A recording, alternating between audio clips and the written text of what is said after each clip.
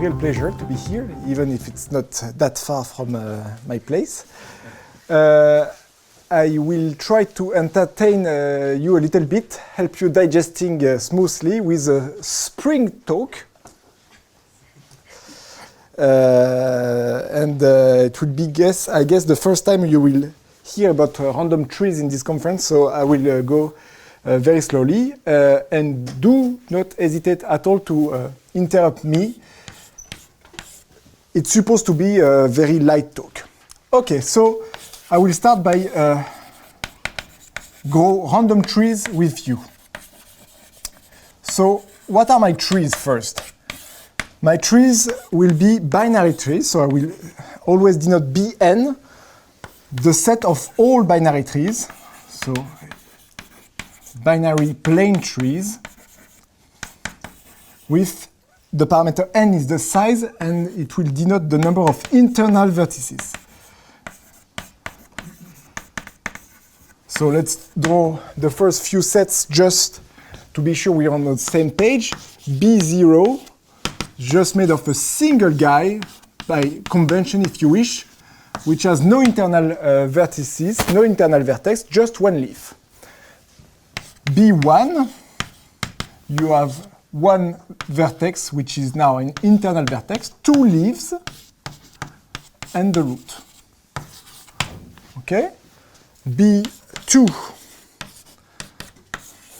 Okay, you can branch either on the left, two leaves, one leaf here, and the root. And since we are considering plane trees, the symmetric of this guy is another binary plane tree, which I draw. Okay, and you've got the root. Do I miss any? No. B3.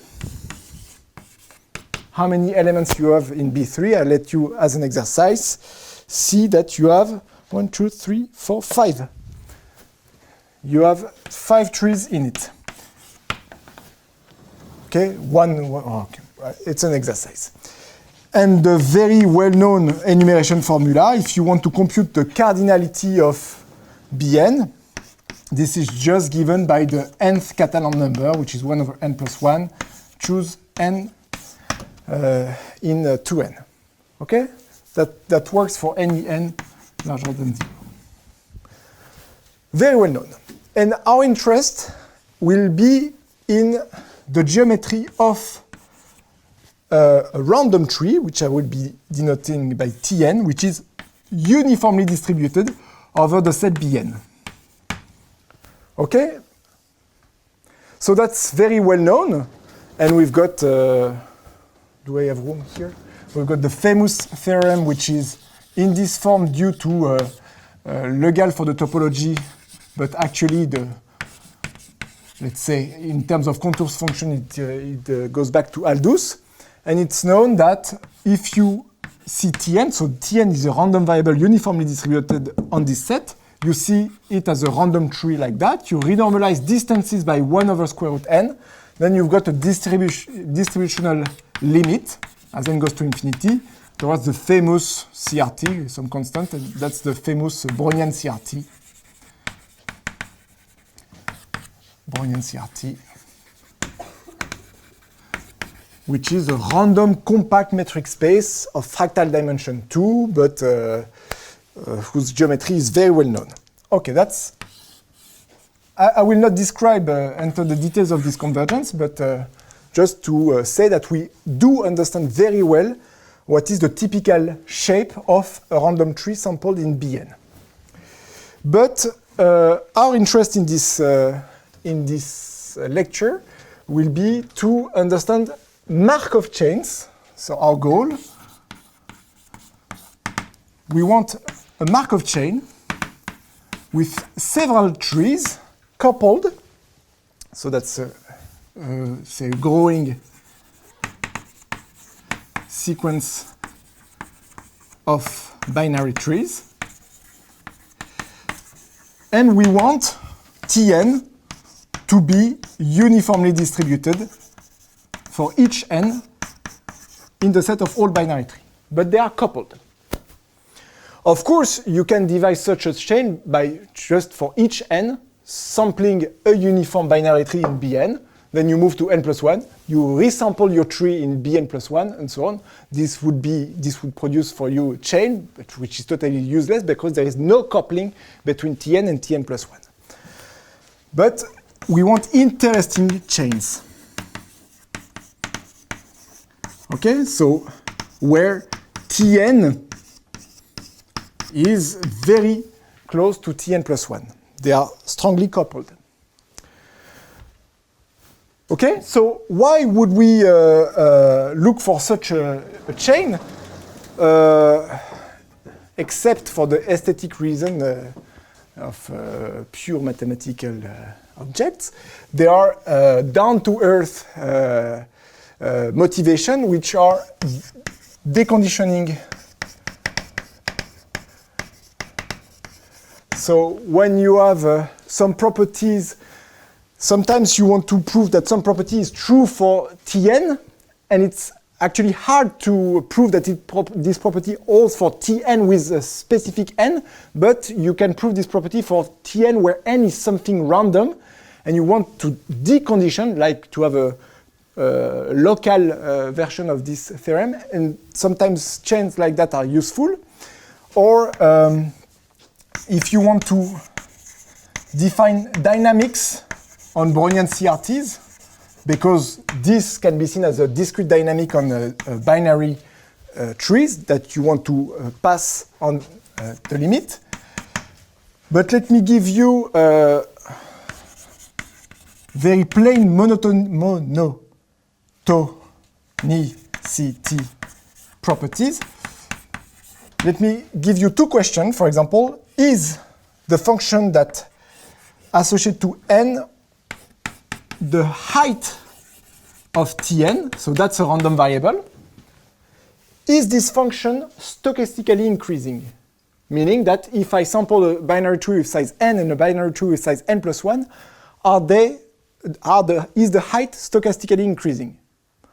You may say, okay, yes, the tree is larger, but that's not obvious from this definition. Let me give you another one. Is the function that maps n to the width at some specific level k0 of Tn. So the height is this, and the width at level k0 is this. The number of vertices at a specific level. Is this function also stochastically increasing? Of course, the obvious intuitive answer is yes, but to prove it, it's not a piece of cake. Okay, so I will first describe a first dynamic that produces for you a chain like that. But this will not be the content of the rest of the lecture, but it's a very nice and well-known algorithm. Rémi's algorithm, not algorithm Rémi, Rémi's algorithm, which goes back to 1985, which is as follows. Imagine that Tn is given.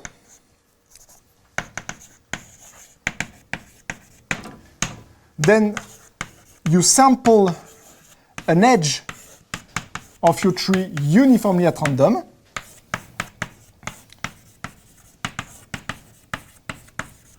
Okay? So you have distinguished one edge, say E of your tree.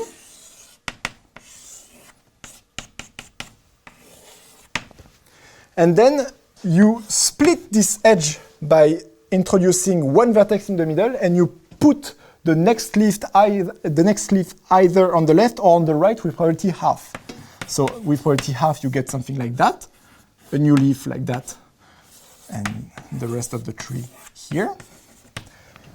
And with complement probability, you do the same, but you put the tree here and the leaf on the right.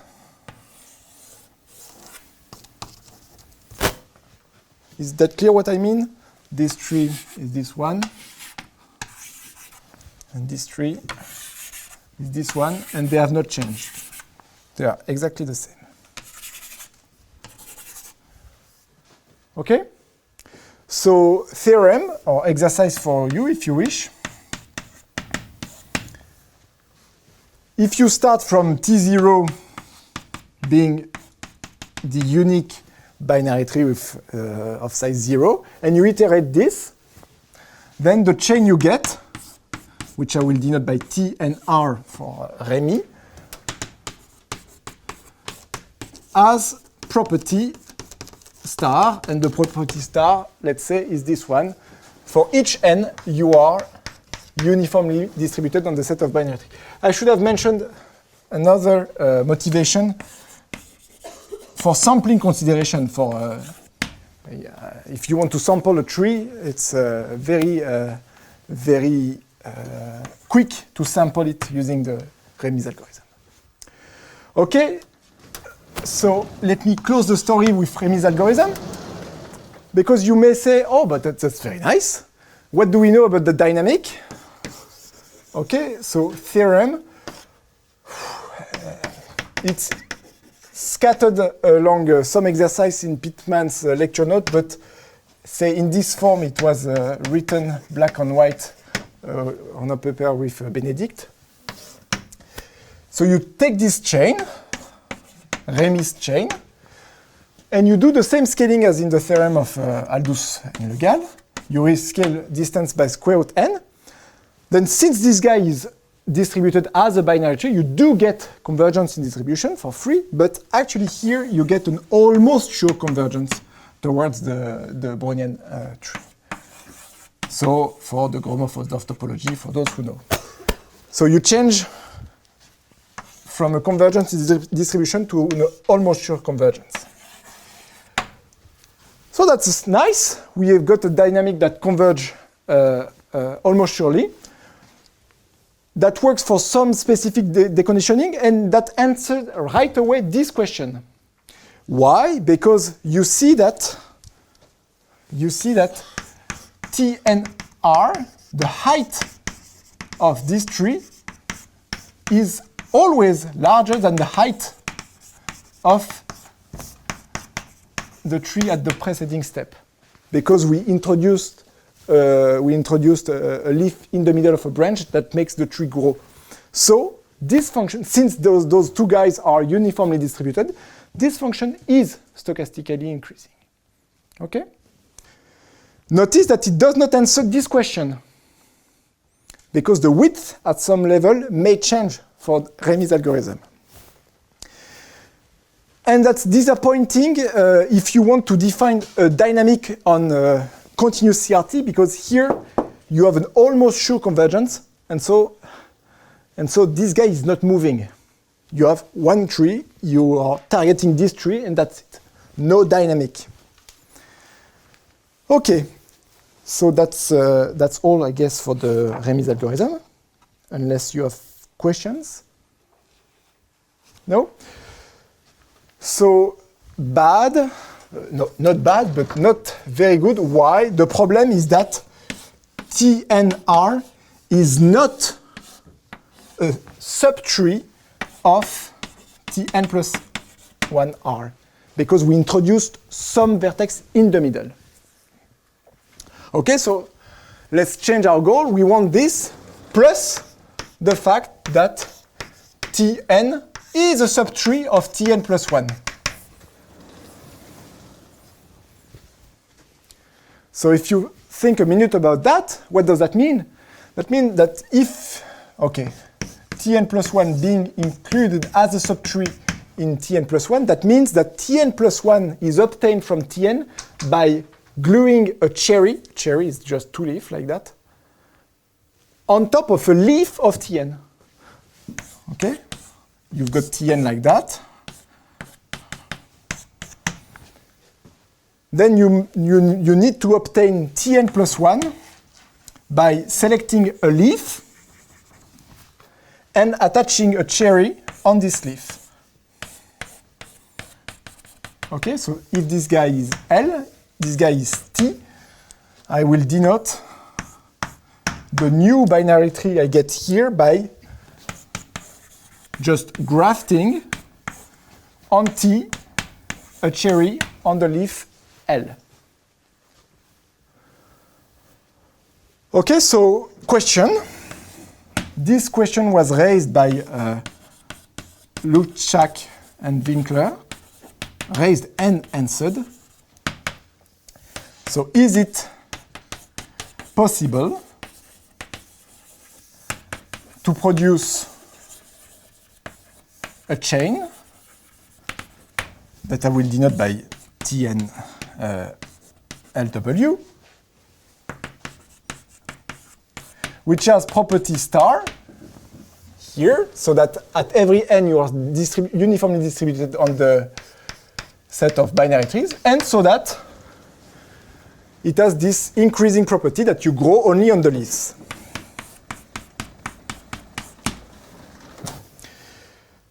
And they say yes. So that was back in 2006. But their proof, although if you look carefully at their proof, it actually gives an algorithm. It was not stated as an algorithm, and it was made a little clearer that it was actually an algorithm by Alessandra and Alexander Stauffer. Couple of years ago, something like that. Okay, so that's actually possible, and I will describe the way it works for you. Okay, so that's part 2. Here comes the joke.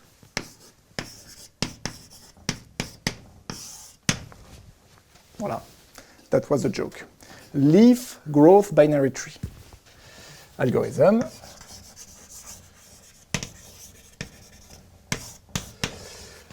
Okay, so before giving you the algorithm, I will we will find it all together by doing the following remark. Imagine you are given Tn, a uniform binary tree. You look at this tree from the root, and you know that you encounter the first splitting here, and it splits the binary tree into two binary trees of random size, say A and B. So what is the probability that you see that? Well, the probability that you see that is actually you can plug any binary tree of size A here, any binary tree of size B here, you glue them together to get that. That's a valid gluing. So this probability is just Catalan A, Catalan B over Catalan N, subject to the condition that A plus B is equal to N minus 1, because you have one vertex here. So that tells you more. So this guy, I will denote it by PAB. That's the splitting rule at the root. So I'm at the root. I know I have size n. I split my n into A and B with this probability. And much more, what do I know from this, what do I see from this formula is that conditionally on A and B, this guy is just a uniform binary tree with size A, and this guy is an independent binary tree of size B. Okay? So now let's look at a simpler question compared to the question of Luczak and Winkler, being the question of, is it possible for me now to add 1 to n? So I want to add, say, an internal vertex, either to the left or to the right, so that I keep this splitting rule at the next step. Okay? So is it possible? Is there a choice function?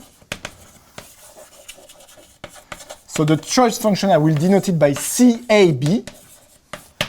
CAB is the probability to add 1 to the left-hand side.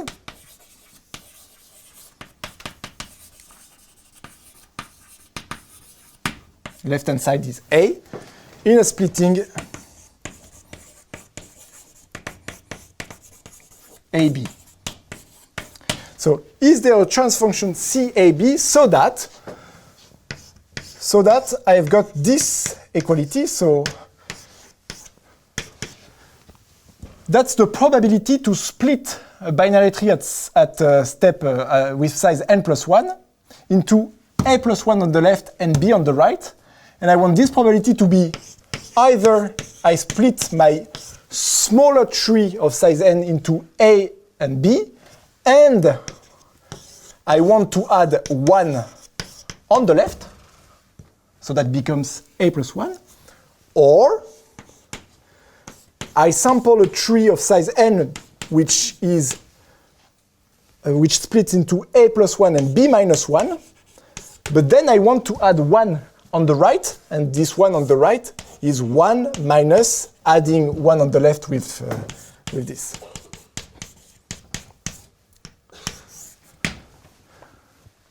Okay? Does that make sense?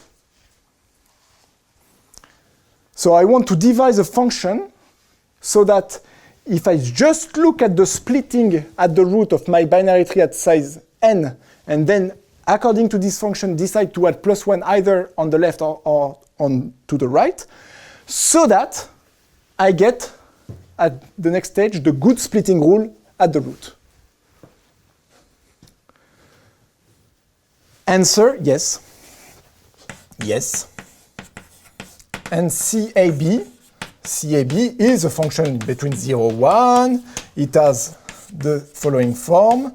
It's 1 minus CBA, and it is explicit. CAB is equal to, alors là il faut que je réfléchisse, is equal to,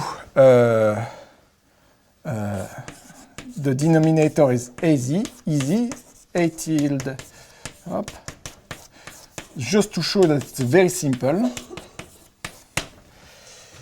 Et là,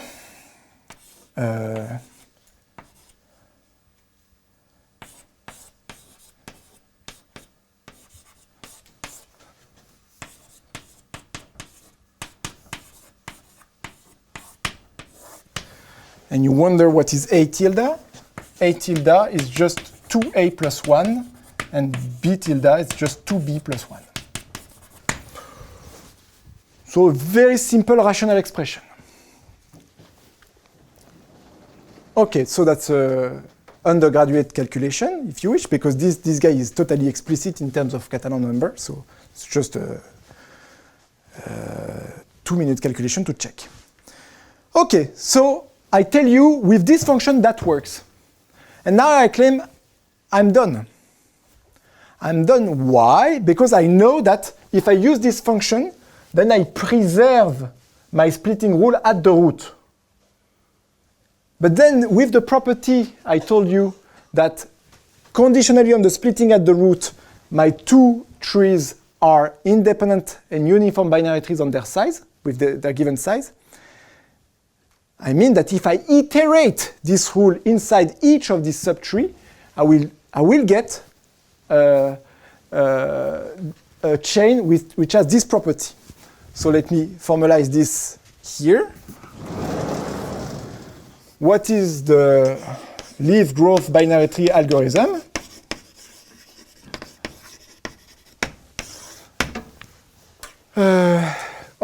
Tn LW is given. What do you do now? You pick ln, a leaf of TNW, according to what probability? According to,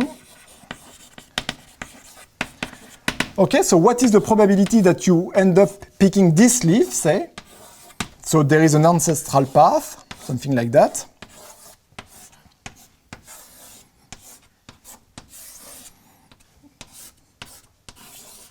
Okay, and that's the root.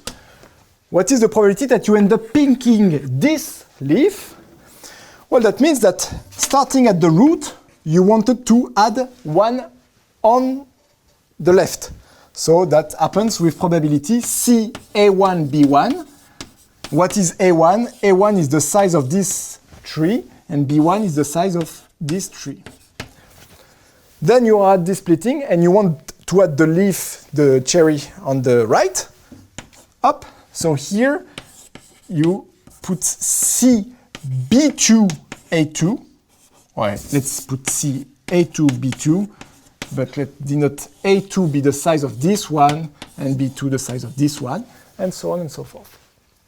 So that means that probability to pick a leaf, L, happens with probability, you just a product of this CAI, BI,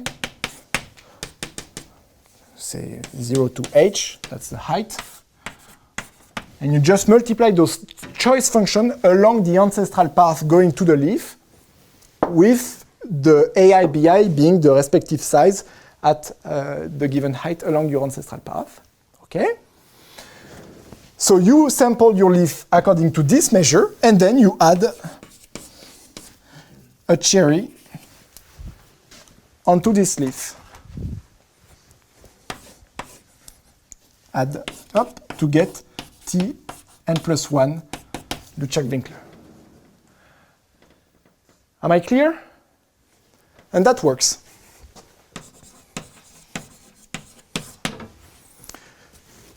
Okay, question so far? No? Okay. Are some people interested in sport in the room?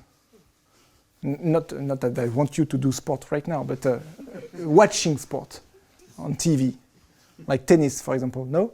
Nobody is interested in tennis? So people interested in tennis should have recognized this function. More in 5 minutes. Okay. So what is the question we are asking now is, okay, that works, this algorithm, but where do random tree grow leaves? What is the distribution of this point? So the question is this point uniformly distributed among all leaves of the binary tree?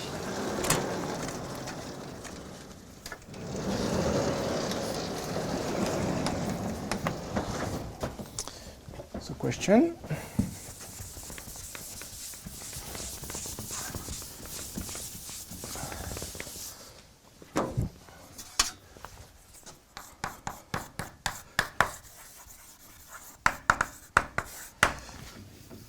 So we've got this ln, which has some distribution on my tree Tn Lw. But is this guy somehow uniform?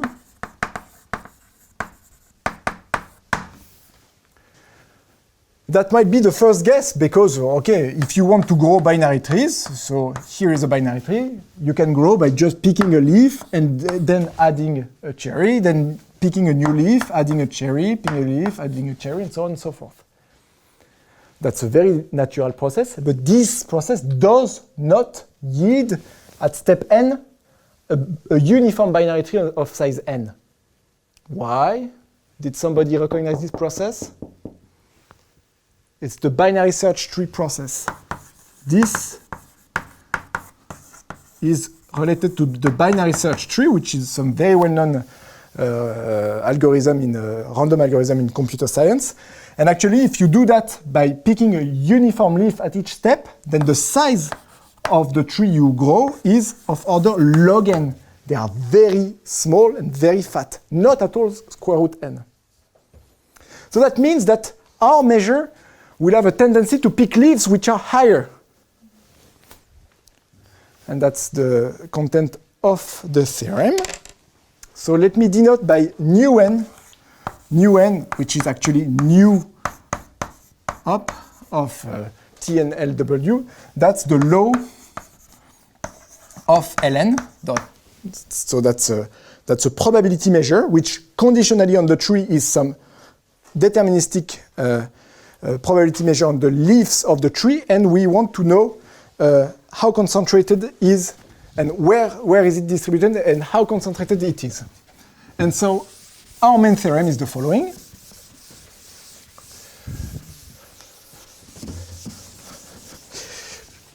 can we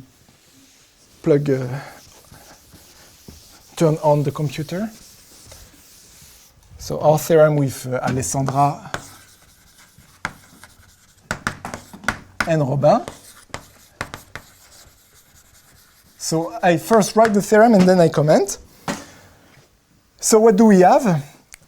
We have, so recall that, let's say Tn is uniform. Let me put Lw, but that's not important. Uniform on Bn, and conditionally on T up, pick Ln according to this leaf growth measure. Then our theorem is the following. If you look at the measure of a random peak,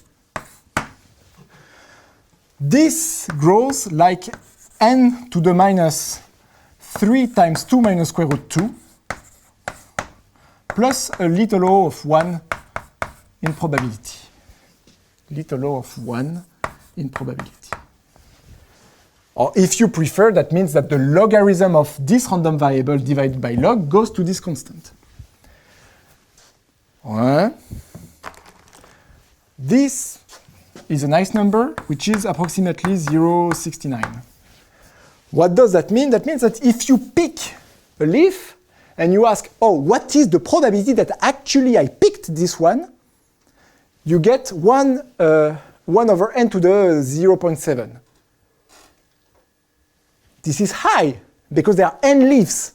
So if the measure was uniformly distributed on the leaves, this would be 1 over n, and you would get some 1 here. So an actual equivalent statement, so equivalently, the measure nu n is, with high probability, supported, let me do that with quotation marks, supported by n to the 2 minus square root 3 leaves, plus little o of 1 in probability leaves. And that's much less than n, the total number of leaves. It's actually n plus 1. Okay, so let's see that on a simulation.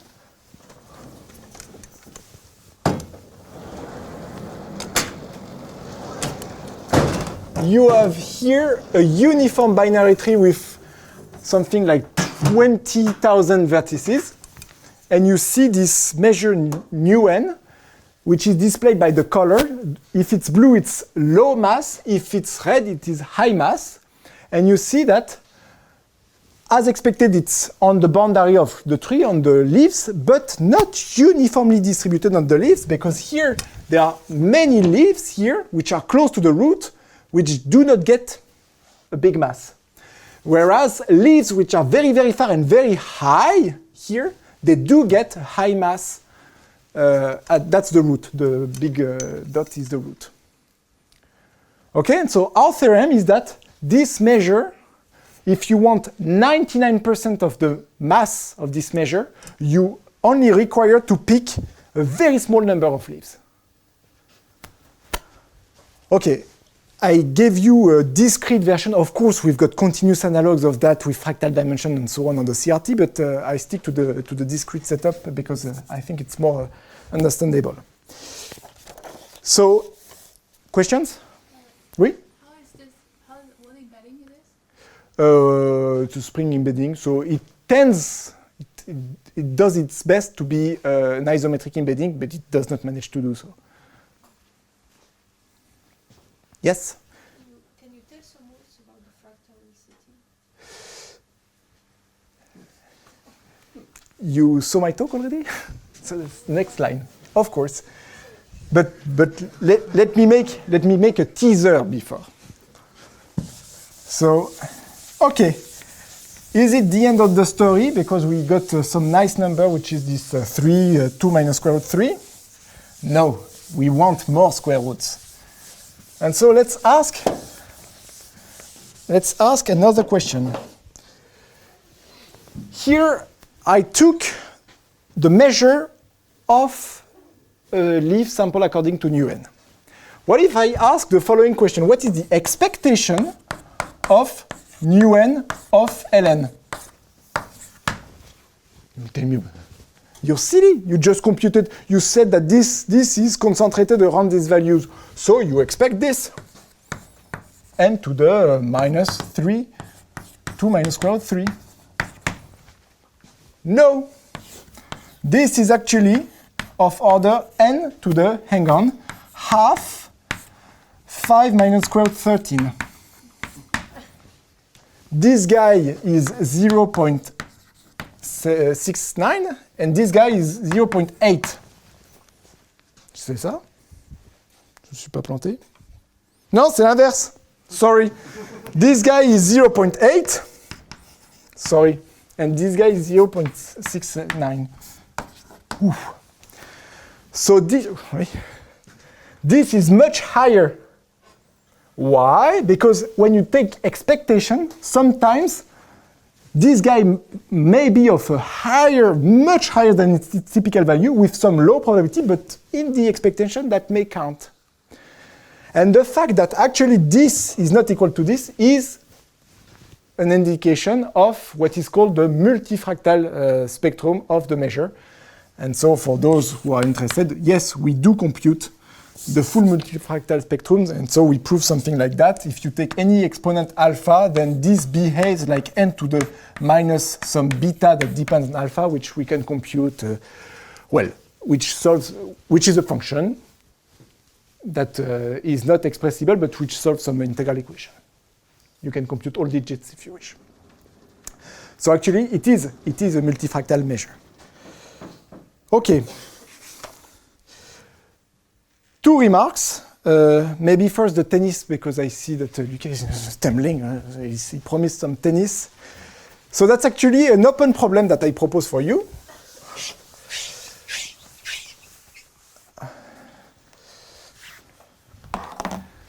So let's come back to this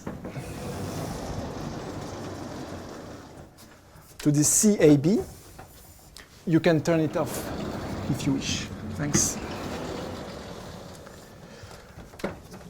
Okay, so how did we get this CAB? This CAB was the unique solution with proper boundary condition to this simple equation.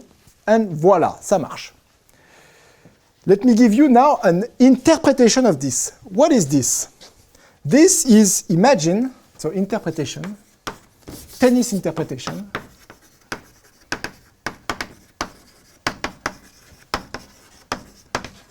Of CAB.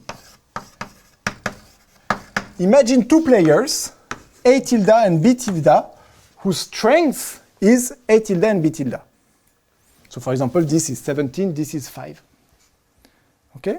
And they play tennis with 3 sets. So the first one, A tilde, wins the first set with probability, which is A tilde over A tilde plus B tilde. Right?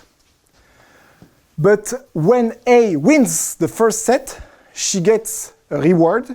I say she because 3 sets. It's not that I'm sexist, but in Roland Garros, 3 sets, she.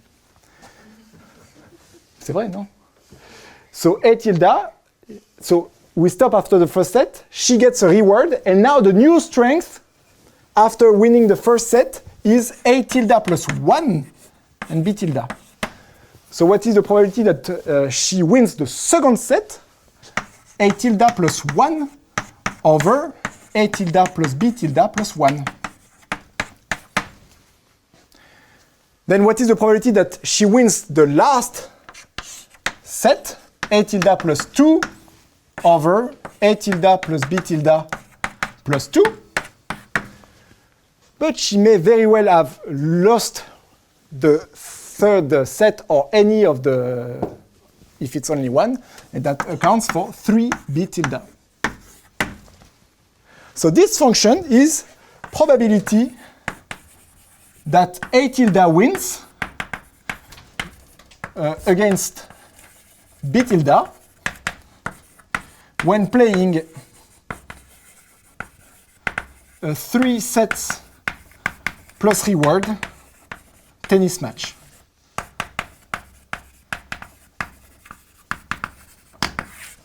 Okay, it's not how we proved, but it's true.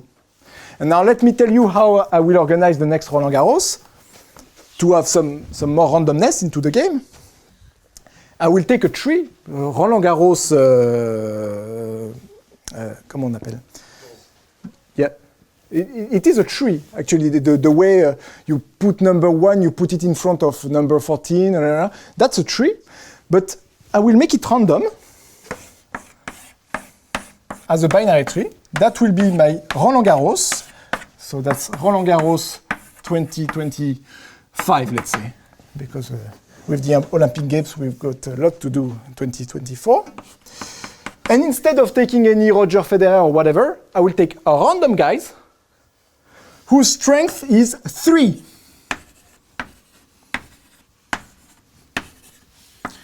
We'll put them on the leaves. And then, when that's how much money they got in their pocket. If they want to play this match, I want to have some money in the end. So I will ask them to pay $2. C'est ça? Yes, $2 if they want to participate to this match. So this one pays 2, so it comes with a 1 and a 1. This 1 and 1 corresponds to the A tilde and B tilde when A is equal to 0 and B is equal to 0, because it's 2A plus 1. Then they play their match, and during their match, I will give them 1, 2, and 3 token, but they pay me 4. So I win something. Plus 1 for me. So in the end, there is 1 plus 1 plus 3 token, which is 5. So let's say this one has won the game, and now it comes with a 5. He wants to participate, she wants to participate to this game. She pays me 2, this guy pays me 2, so this guy comes with a 3, and then a 1. 3 against 1, there is a very high probability that the left-hand side wins, and so on and so forth. I do this on the tree, on a uniform binary tree, and then my winner is distributed according to ln. There is nothing to prove here because this is just the way it is. My question is, we prove that by a bottom-up argument, starting at the bottom and explaining blah, blah, blah, blah. Is there a direct proof that this strategy selects for me a leaf which has this property that the guy is uniform? This we don't know. Yes? Is it like un jeu de ruines ou quelque chose comme ça?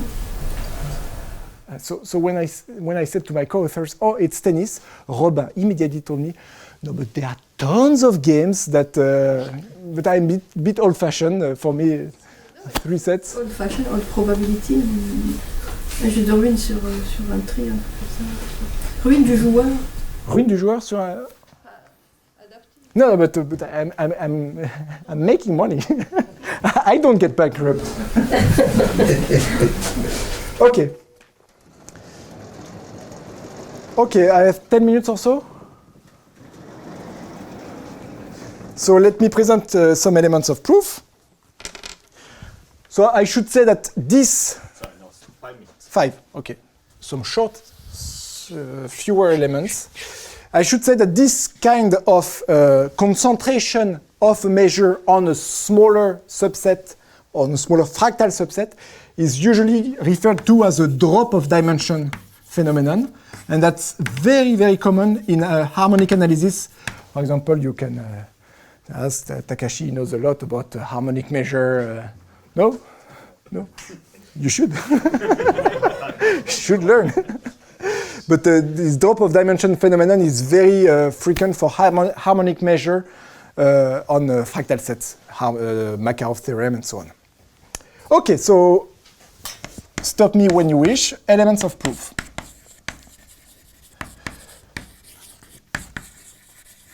So what do we want to prove? This. How do we select this ln? let's remember, how do we select this ln? We start with n. We know that our tree is of size n. And we know very well how this tree splits into A and B. This happens with probability PAB. Once I have my PAB, I know that with probability CAB, I will go and look for my leaf on the left-hand side of size A. And with probability the complement, 1 minus CAB, I will look for my leaf on the right-hand side, B. So what did happen for my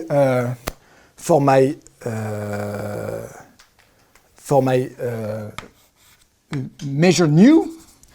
So now imagine I give you the measure nu here. I cut this tree and I compute the measure nu here. What is the measure mu once I glue back it here? It's the measure nu times the probability that I got there, so times this CAB. Okay, so I have to perform this scheme until I find a leaf and remember what were my CAB along the way. But this picture should make it clear that if I denote, say, MH and NH, what is MH? MH is the size of subtree in front of me at height h, and n of h is not the size but the new n measure of the subtree in front of me at height h. What do I get here? Well, my m0 here is just n. What is my m1 here? Well, it's just a. And if my n0 here is just 1, my n1 here is just what I told you, CAB. So this pair is just a Markov chain. Okay? And this Markov chain, okay, in 2 minutes, let me make a drawing. This Markov chain is not, unfortunately, homogeneous, but not that far from being homogeneous. Because if you look at, so that's H, that's M of H.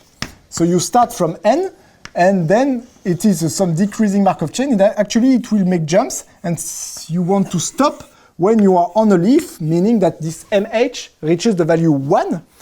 And coupled with this chain, you've got the NH chain, which starts at 1 and does pretty much the same with not exactly the same jumps. And then when you stop here at some time theta n, you want to know what is the value here. And your guess is that this value should be this n minus 3 times 2 minus square root 2. 2 minus square root 3.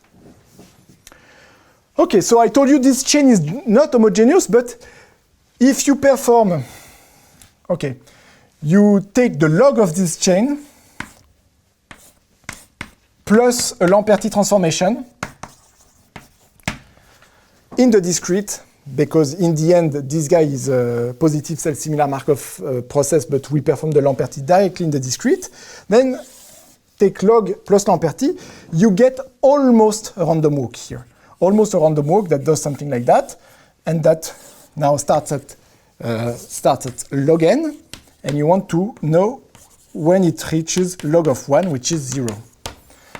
Up, that's my time theta n, tilde.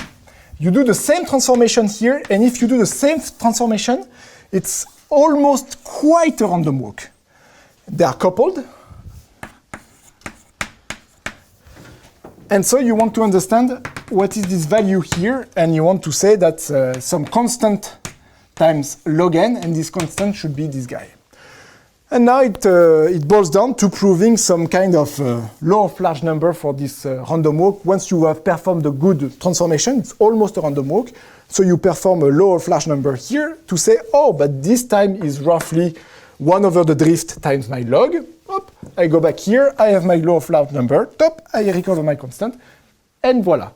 Of course, this is a little technical, but it's only basic stochastic analysis, martingales, compensators, and stuff like that. Voila, thanks a lot.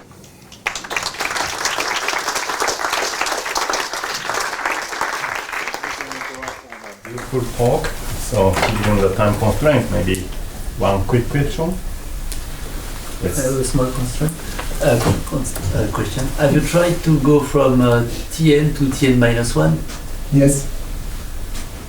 Same function, you just remove the tilde. And cannot it answer your... Same, but you start with 1. And you pay 0 for match. Or something like that. Yeah.